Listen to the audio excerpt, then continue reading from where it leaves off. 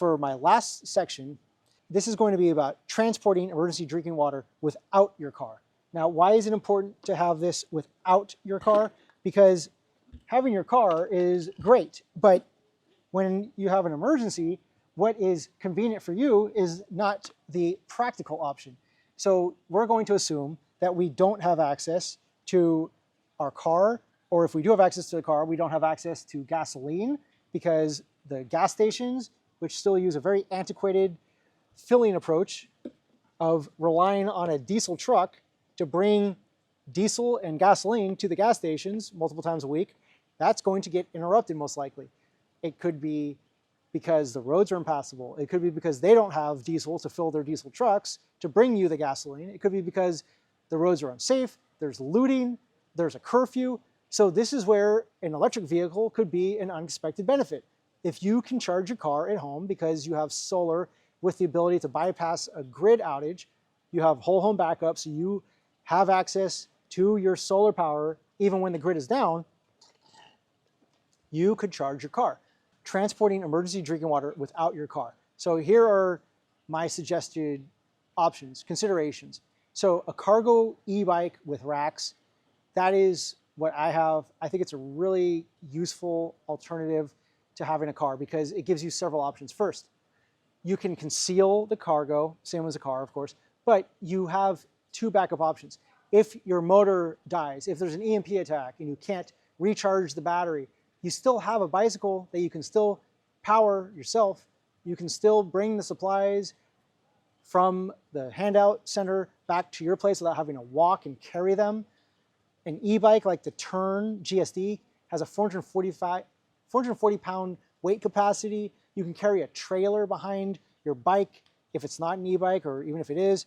You can just use a backpack with a water bladder, carry a few gallons that way, a bottle carrier, a dog pack. They're happy to mush with you if they're large enough dogs. Put a harness pack on them. They can carry 4 bottles each.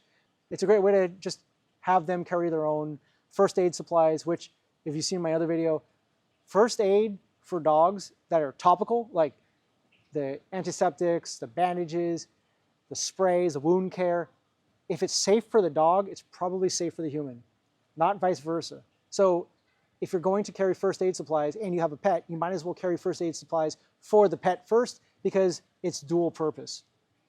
A wheelbarrow if you're trying to carry water jugs, a rugged wagon, which can carry water jugs and other supplies, a stroller. Why is a stroller useful? Because you can get a stroller that has like a bonnet, a cover over it, so you're making people think, oh, I'm just walking my baby. I'm not bringing back critical supplies that everybody else in my neighborhood would probably kill me to get. A portable rolling water carrier. Dogs will lick their wounds, so these have to be manufactured with different materials, different chemicals that are generally non-toxic, knowing that the dog is going to lick the heck out of it. A wheelbarrow, I think it goes without saying. Ruggedized wagon, I use it for everything. I have one right here to help me with all this gear. You can get one that folds up flat to keep it in the side of your closet or your shed. It takes up almost no space. Contrasting water vessels. The reason this is so important is that you have to be so careful to not cross-contaminate. Label it. Label it in 2 different ways. Have different shapes and colors of your water vessels. Black could be for your non-potable water. This is water from the source that's untreated. And then the blue could be the treated potable water. That's the one that you maybe know you need to add bleach to every 6 months if this is a long-term outage. This is the one that is only for the potable water, that is only for drinking. It's not for cleaning, not even for cooking, because with cooking, if the water's already filtered, you don't need to purify it. You're going to purify it when you boil it. So use it only for drinking. This concludes my presentation on emergency drinking water purification and long-term storage. Did you find this helpful? Do you have feedback on how I can improve? Do you have a suggestion on what topics I should cover next?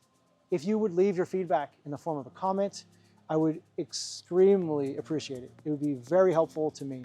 This takes a lot of time that I have to spend on my own after hours, after work time, when I could be doing a lot more relaxing things with my family, with my dogs, working out.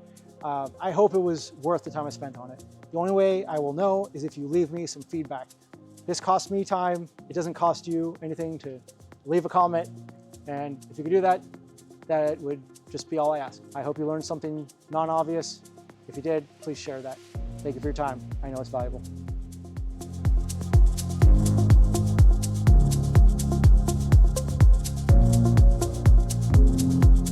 One more thing. So according to the director of the National Security Agency, General Timothy Ha, he's warning that there's been multiple efforts by China to gain access to critical infrastructure. And one of the ways that this could be a consequence is that China may be able to hack into our water treatment plants, one of many potential targets. The relevance of this to this presentation is that it just underscores how much more vulnerable our water infrastructure is above and beyond what we already assumed it to be. And I hope you've learned some potentially useful methods and equipment under this presentation to be better prepared should that ever happen.